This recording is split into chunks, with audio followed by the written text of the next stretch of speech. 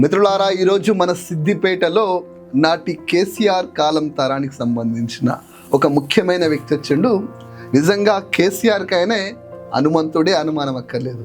ఎందుకో విధి కూడా వీళ్ళ మధ్య కేసీఆర్తో ఆనాడు హనుమంతుడు ఆంజనేయుని రామాంజనేయ యుద్ధం జరిగినట్టు ఆ యుద్ధం కూడా జరిగింది.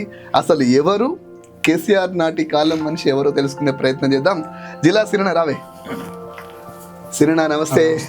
నిజంగా మీరు కేసీఆర్ తో కలిసి నడిచినటువంటి వ్యక్తులు, మీరు ఎలా ఉన్నారు? ఏం కథ చాలా రోజుల తర్వాత?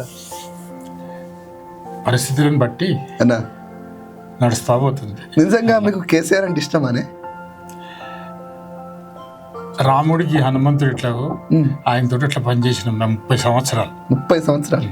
నిజంగా రామునికి హనుమంతుని లెక్క మరి రామాంజనేయ యుద్ధం జరిగినట్టు మీ మధ్య కూడా యుద్ధం జరిగింది. అది ఆ చరిత్రలో జరిగింది, తర్వాత మధ్యలో జరిగింది, మళ్ళీ కలుసుకున్నాం అంతే అంతే.